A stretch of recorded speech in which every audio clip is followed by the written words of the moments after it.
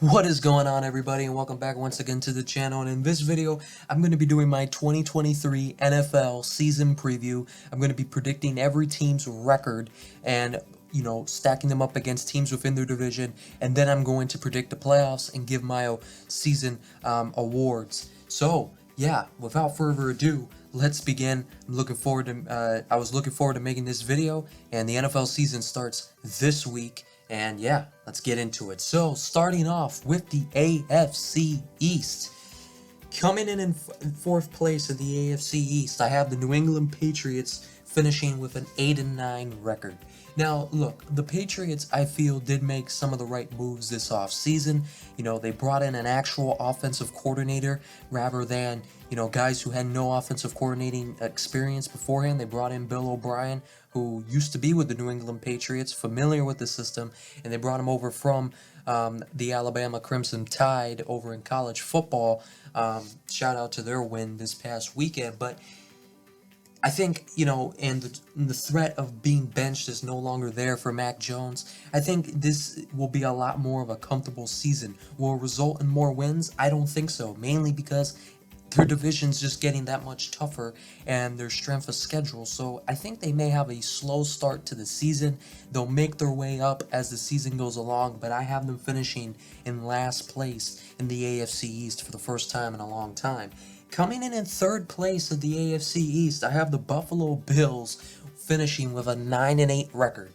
Now, they are a team that I think is going to have a solid start, and we're going to see a steady decline, mainly because of how tough their schedule gets. Look, the Bills, they have problems. That offensive line does not look very good, and to add to it, they have no running backs. I mean, they really don't have any real running back there. The running game is going to be non-existent for this Buffalo Bills team. It's very possible Josh Allen leads the team in rushing again.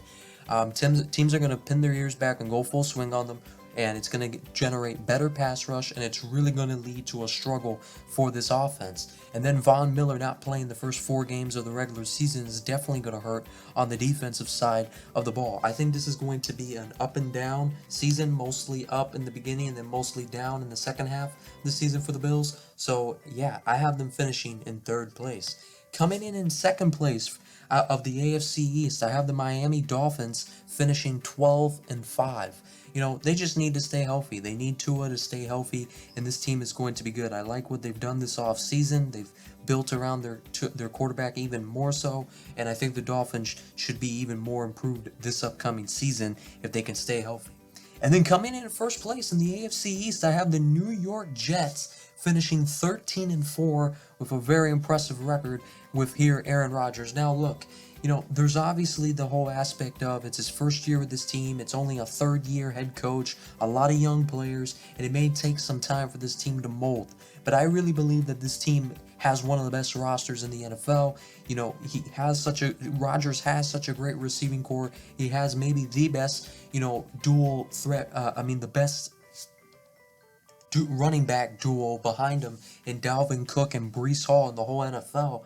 This Jets team is going to be very good. I do believe that. And I think they may have some issues early on, maybe some miscues, but overall I think this team is going to be very good, and I think they're going to finish 13-4 and win the AFC East. Moving on to the AFC North. Coming in fourth place, I have the Cleveland Browns finishing with a 6-11 record. I like how they went and got Elijah Moore, solid second receiver there next to Amari Cooper. Deshaun Watson, it should only get better this offseason, but they're in such a tough division, and I'm not sold on Kevin Stefanski as a head coach. Coming in third place in the AFC North, I have the Cincinnati Bengals finishing with an 11-6 record. Joe Burrow injury is definitely something to not take lightly. This team, they did improve their front seven maybe a little bit this offseason. They're a team that has somewhat struggled to stop the run at times, have a very good passing defense. However, they have arguably the best wide receiver core in the NFL, so they should be once again have another solid season and be able to do what they do. Coming in second place in the AFC North, I have the Pittsburgh Steelers finishing 11-6 also. Look, I'm high on the Steelers coming into this year. I think they're a pretty under the radar team. Kenny Pickett looked really good in the preseason. He looked really good towards the end of last year. They have Najee Harris, great running back, maybe a top 10 running back in this league, and their receiving core is only going to get better. George Pickens is only going to get better, and I think he has the potential to be one of the top receivers in the whole NFL if things fall into place for him. Then they have Deontay Johnson, who's been very reliable over the last few years. They brought in Allen Robinson, who has something to prove, and him as a third receiver option is very good. And then also Calvin Johnson can be explosive in the return game. And, they drafted Darnell Washington, who really fell in the draft, the 6'7" tight end. I think he's going to play a big role in this offense, especially in the blocking.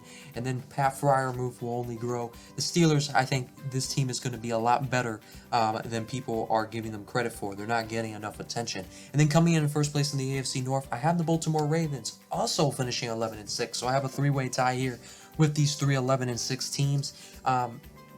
Look, the Ravens, they're changing their offensive philosophy. They paid Lamar Jackson.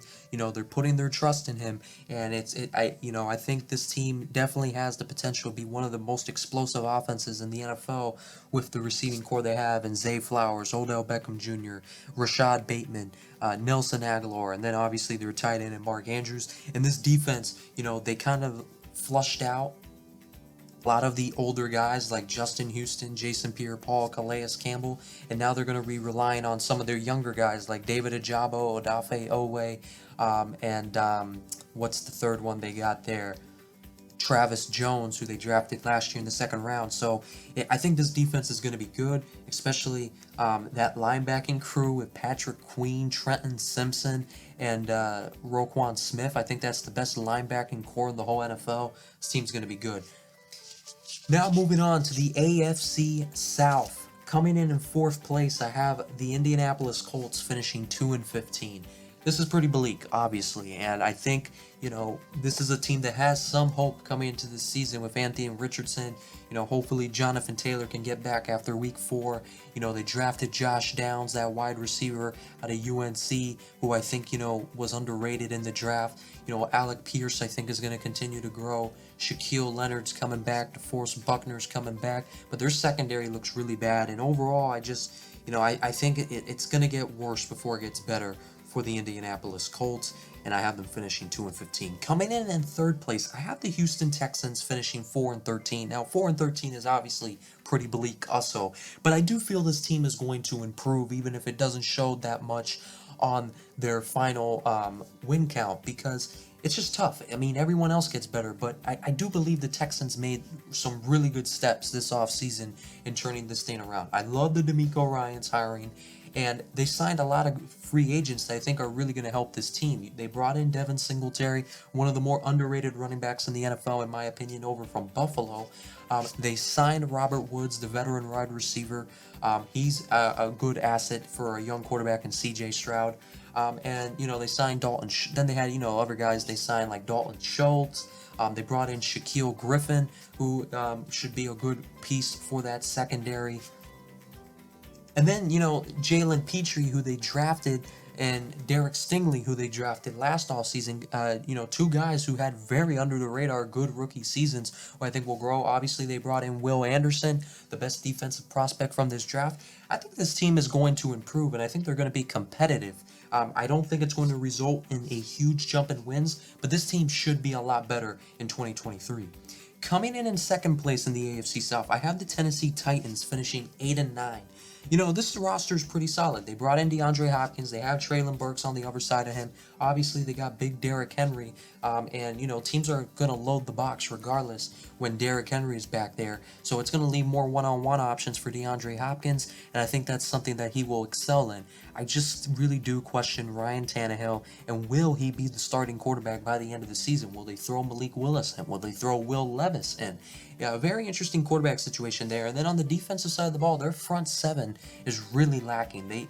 Their front seven, I think, is missing a lot of pieces, and I think it's going to be easy to run the football on that team, and I don't think they're going to generate much pressure. Their secondary is pretty solid, but secondary, is only as good as their pass rush. So there's issues there. And then coming in first place, the AFC South, I have the Jacksonville Jaguars finishing 13-4. I don't think the Jaguars have a 13-4 kind of roster, but when they're in probably one of the weakest divisions in the NFL, I think they have pretty much 5 or 6 guaranteed wins within their division. I don't like saying that divisional games are guaranteed wins, but I mean, their division really is just that weak. And then they play the NFC South, which I don't think is going to be that bad, but a lot more winnable games there. So I think the Jaguars will feast on a weaker schedule, and it'll help them in playoff seeding. But yeah, this team's going to be good. They got Calvin Ridley. I think now they are going to have a true number 1 wide receiver for Trevor Lawrence. They brought Trayvon Walker, needs to have a breakout year though. Josh Allen will continue his staying at the pass rushing position. Devin Lloyd, one of the more underrated players from last season. My main concern for that team is their secondary, and it could lead to them being in a lot of shootouts. Moving on to the AFC West.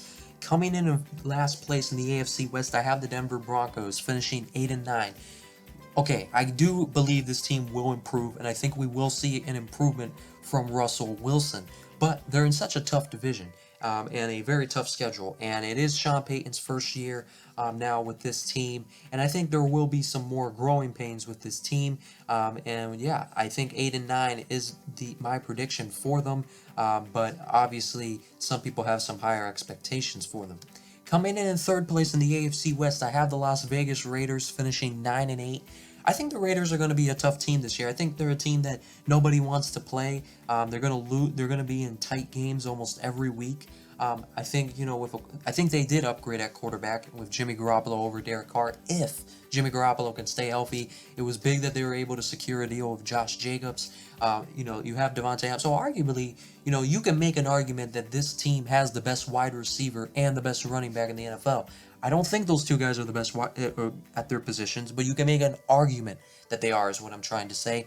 And then their pass rush should be superb this season. They still have Chandler Jones. Crosby's still there, obviously. And then they drafted Tyree Wilson. We'll see. Maybe he can play some D tackle for them if they want to, and those passing situations. But this team, once again, which has been the issue for them over the last few years, is their secondary. Their secondary is going to be bad once again, which will be very problematic for this team. But I do think we're going to see an improvement this season with the Las Vegas Raiders. Coming in second place, I have the Los Angeles Chargers finishing 10-7. Now, this roster is obviously not a 10-7 kind of roster, and I think Justin Herbert's one of the top quarterbacks in this league, maybe the second best after Patrick Mahomes. But I don't like Brandon Staley. I don't think Brandon Staley is a good coach. Over the last 2 years, you look at the roster they've had, and for him to only have one playoff appearance and a first-round exit in that playoff appearance in which they blew a 27-0 lead, points at the head coach. And then to add to it, Brandon Staley over the last 2 years has made some really weird decisions in terms of play calling, in terms of decisions on whether kick a field or fourth down. I just don't think Brandon Staley is that good of a head coach. I really don't, and I think that's going to hold this team back this upcoming season. But all the pieces are there. I mean, maybe Brandon Staley is not a bad coach, but I think of what I've seen from these first 2 years in the Staley regime, I do not like what I see. But yeah, I think that Brandon Staley is in a really big year for him. I think this is a hot seat year for him, and if things don't get produced this year with the roster he has, he'll be gone after just 3 seasons. Coming in first place in the AFC West, of course, I have the Kansas City Chiefs, and I have them finishing with a 12-5 record. Obviously, the big storyline with the Kansas City Chiefs entering the season is Chris Jones with the contract dispute. Look, my main concern with the Chris Jones thing isn't so much the regular season. The Chiefs can get by without Chris Jones in the regular season. My main concern is postseason.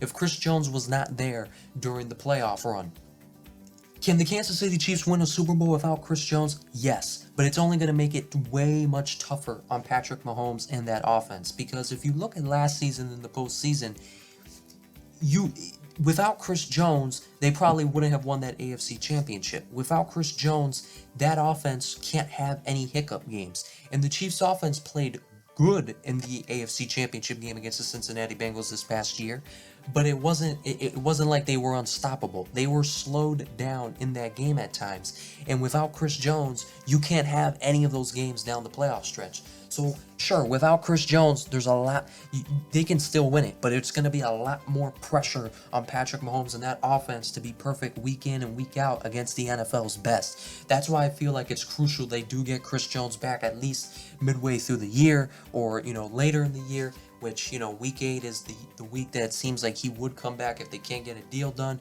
So we'll see, but I'm not worried about it. I think, the Chiefs, they got George Karlaftis, they got Felix Anudike-Uzomah, 2 first-round picks over the last 2 years, who I think will produce. They have one of the better linebacking cores in the NFL, so I don't think they're going to struggle to stop the run with or without Chris Jones. Chris Jones wasn't even that much of a run stuffer, more so of a pass rusher, so I think that's great. And their secondary, very young secondary group, it's only going to improve from last year, even though they had a pretty darn good year last year. And I'm also not worried about the receiving core. I think, what they have is good enough, especially when you have Travis Kelce, Patrick Mahomes. I think the biggest concern for this Chiefs team, other than the Chris Jones situation, is their 2 tackles.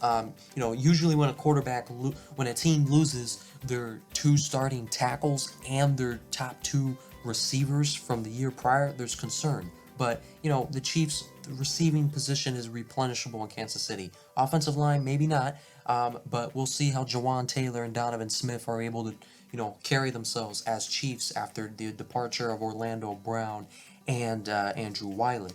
Moving on to the NFC Conference, starting off with the NFC East. Coming in last place, I have the Washington Commanders, finishing 4-13. I think this will be Ron Rivera's final year with the Washington Commanders, and Eric Bieniemy may take over as the head coach after the season, depending on how the offense looks with Sam Howell and company. I love this team's receiving core, but other than that, on the offensive side of the ball, it doesn't look too good. I don't know. I'm not convinced by the running attack. I'm not convinced by Sam Howell, despite him looking good in the preseason and looking good in his only start last year. The defense should be good. They have one of the best defensive lines in the NFL.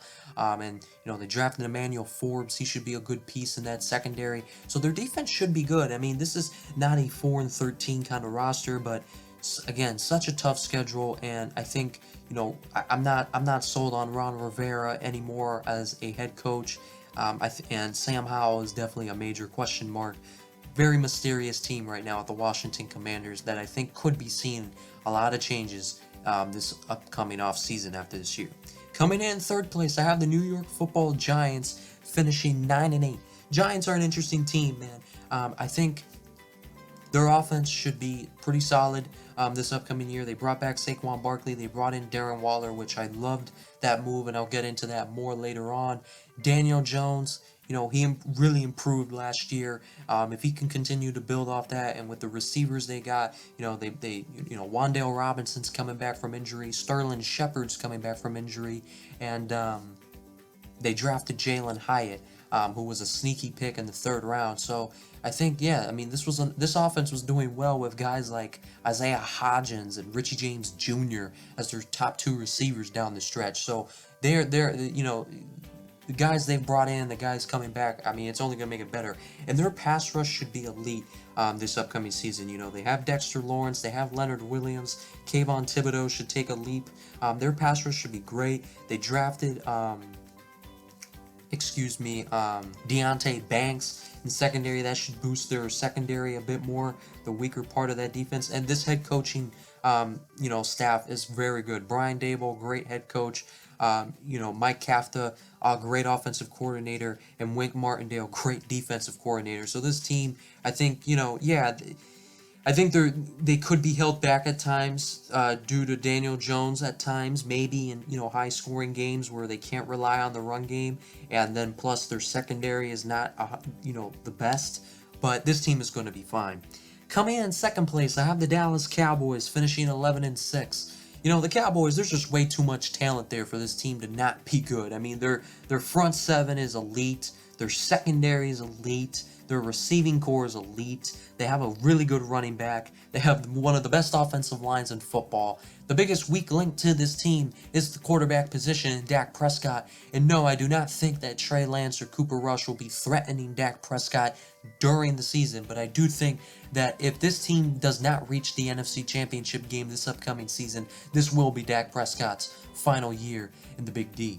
Coming in first place in the NFC East, I have the Philadelphia Eagles once again going with a 12-5 record. Just, you know, I was initially in the offseason thinking this Eagles team could take a step back this upcoming year, lose their coordinators, lose a lot of key pieces, but, you know, what they were able to do in the draft, bringing in Jalen Carter, Nolan Smith, Keely Ringo. I mean, there's just way too much talent on this defense. This defense is has the most depth in the whole NFL, and they were able to retain their two starting corners after all, and even added just some depth behind them. You know, Jalen Hurts, I think, is the real deal. I do think he is the guy of the future here in Philly. Obviously, I don't think last year was a fluke. And last year, the running game was so good despite not having a true RB1. And now they brought in DeAndre Swift, who I think is poised to have a breakout year after a couple of years of not being utilized by the Detroit Lions. Moving on to the NFC North, coming in fourth place, I have the Chicago Bears finishing 4-13. Look, I know things are, you know, there's a lot of optimism right now with the Chicago Bears, and for good reason. They've really improved their receiving core. Justin Fields, I believe, is the real deal.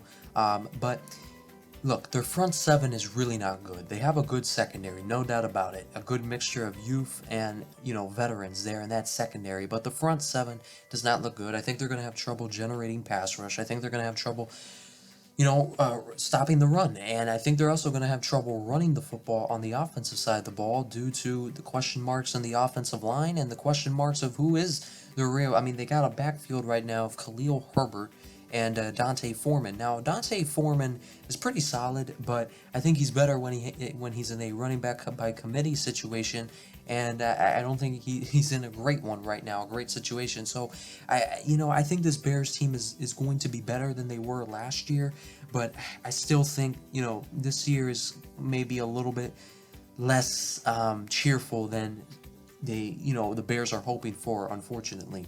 Coming in third place in the NFC North, I have the Detroit Lions finishing 8-9. Now, look, I like the Lions, I do, and I do believe in Jared Goff, I do believe in Dan Campbell, but I think some of the decisions that this team's front office has made over the last 2 years has kept this team from going from a middle-of-the-pack roster to one of the best rosters in the NFL, starting back last year when they traded T.J. Hawkinson to the Vikings in the middle of the year.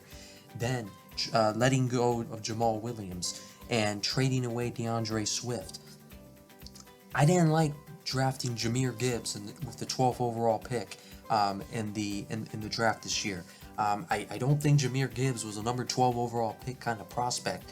And I get, sure, maybe Jahmyr Gibbs and David Montgomery is a slight upgrade over Jamal Williams and DeAndre Swift. Let's say that is true. Is it worth letting those guys go and then spending a first-round pick on it when you could have just kept those two guys and then drafted another position of need with that first-round pick? I didn't like that move at all, and I don't think that's a better... I think Jamal Williams is coming off of a year where he broke Barry Sanders' record for most touchdowns in a single season by a Detroit Lion, and DeAndre Swift was coming into his own too, so I did not like those moves. And then they drafted Sam Laporta, which is a good pick, but it's a pick that wouldn't have had to been made if they wouldn't have traded T.J. Hawkinson away for pennies. And then, they didn't really address the secondary too much, particularly cornerback. Yeah, they brought in Emmanuel Mosley and Sutton, but let's be honest, those guys are mediocre at best, and they traded away their best corner in Jeff Okudah for pennies. I think this roster had a shot at being one of the best in the NFL, but they kind of made some weird decisions over the last 2 years, and I think it's going to hurt them. I really do. I think the hype right now with the Lions is slightly out of control, and I do think this team is still going to be tough, no doubt about it. But I don't think, I don't think they're they're going to take a huge step. I really don't. Coming in second place, I have the Minnesota Vikings, who I also have going 8-9. The Vikings, they lost a lot of pieces from that season, from a season ago, but they also added a lot. They lost Dalvin Cook. They have Alexander Madison, who I think is finally going to be able to have an opportunity to be an RB1 in this league. They lost Adam Thielen, but they replaced him with Jordan Addison, which should be an upgrade. They lost Zadarius Smith, but they brought in Marcus Davenport. Maybe an upgrade, we'll see. They lost Eric Kendricks. It's going to be hard to replace him. And they lost Pat Pete.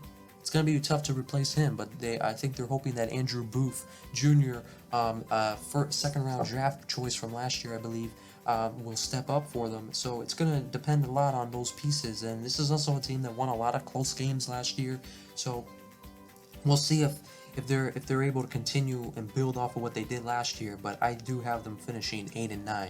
And then coming in first place in the NFC North, I have the Green Bay Packers. Yeah, I have them going 9-8. Look, I think the Packers, I don't think they're going to be, a great team by any means, but I think they're not getting a lot of respect right now. And I think Jordan Love, everyone's just automatically assuming we're going to get the Jordan Love that we saw in that 2020 regular season game.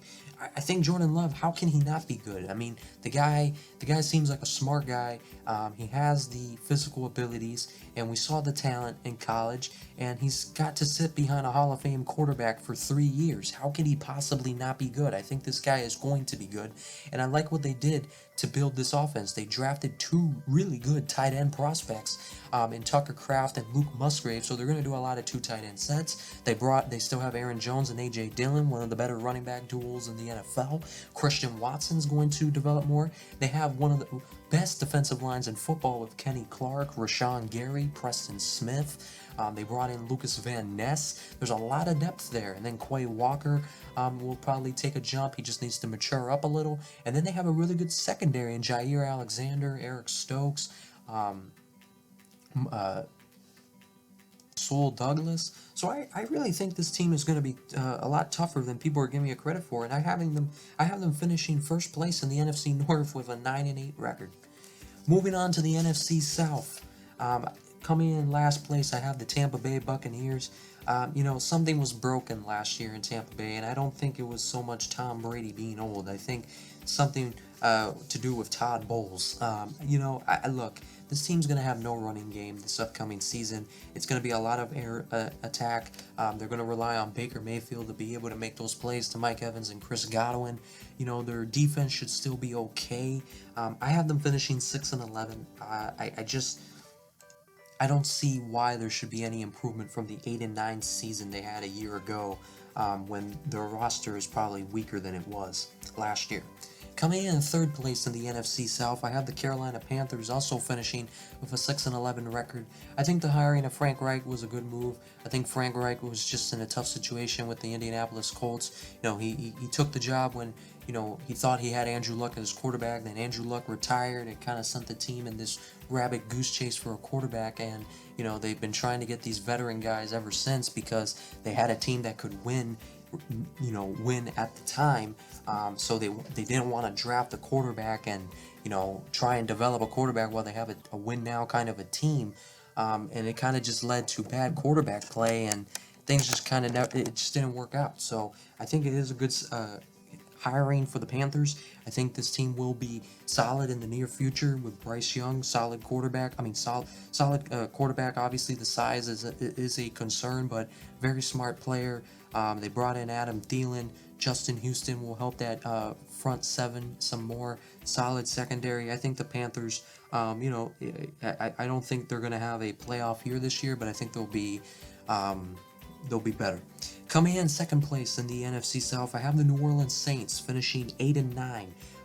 The Saints, they brought in Derek Carr. He should be an upgrade. He should be over Andy Dalton / Jameis Winston. But I feel like this Saints team has kind of passed its peak. You know what I mean? Like Cam Jordan isn't the same player he was anymore. They lost Marcus Davenport.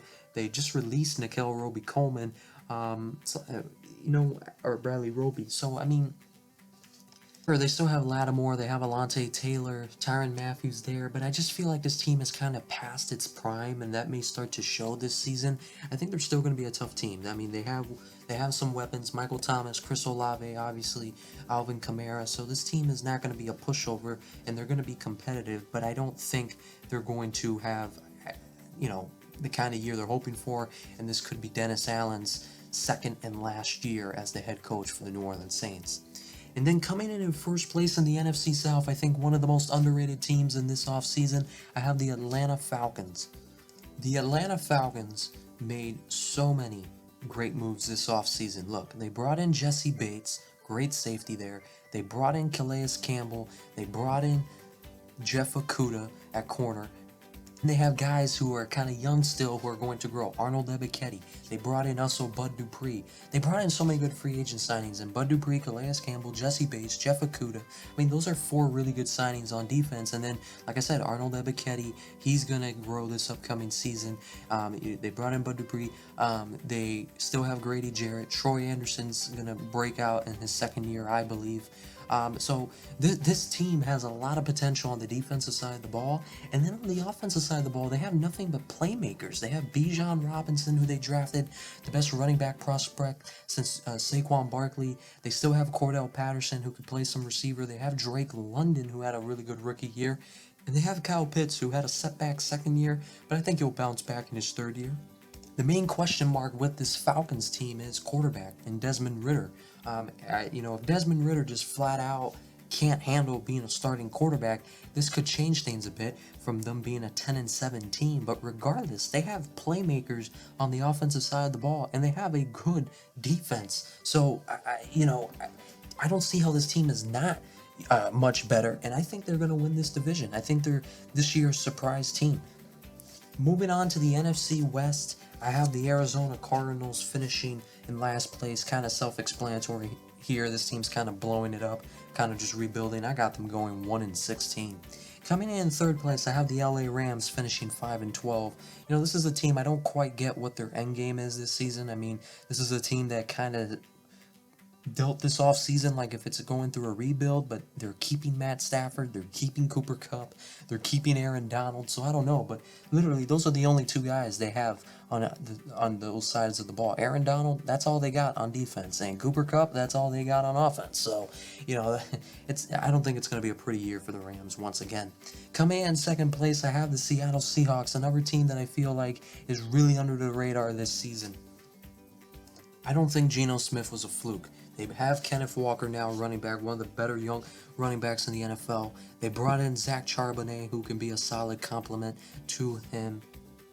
They have Noah Fant, who's a really good tight end. Their offensive line is only going to get better. They have one of the best receiving corps in the NFL now with DK Metcalf. They drafted Jackson Smith-Njigba, and they have Tyler Lockett still. This receiving corps is good. This offense is complete. Boye Mafe is poised for a breakout year this season. Their second-round pick from last year at the edge rusher position. They brought back Bobby Wagner, a great veteran presence who can still be a tackling machine as he proved last year with the Rams. They got Devin Bush from the Steelers, another good. That's going to be a great linebacking duo right there. And then their secondary, Tariq Woolen had a great year last year. They drafted Devon Witherspoon to put him on the opposite side. And then Jamal Adams coming back. This secondary should be really good too. This is one of the most complete rosters in the NFL, and they have a head coach who's been there and done that. I think this team is going to be legit, and I have them finishing 12-5, second place in that division. And then coming in first place, I have the San Francisco 49ers finishing 12-5. Trading away Trey Lance, I think, up their win total. I was worried that this team may be in a quarterback limbo carousel kind of a season where they were putting guys in and out, whether because of his injury or whatnot. But Brock Purdy is the clear, undisputed starter now, and they have a solid backup now in Sam Darnold. And this is obviously, we all know, one of the best rosters in the NFL. They're going to have another good season. Now, this is how the seeding plays out. All that being said, so I went game by game when making all those predictions. I went through the schedule, went game by game, and those were the results. Those were the record results. So it's not like I just kind of came up with the records or looked at each schedule individually. So this is kind of how it would play out.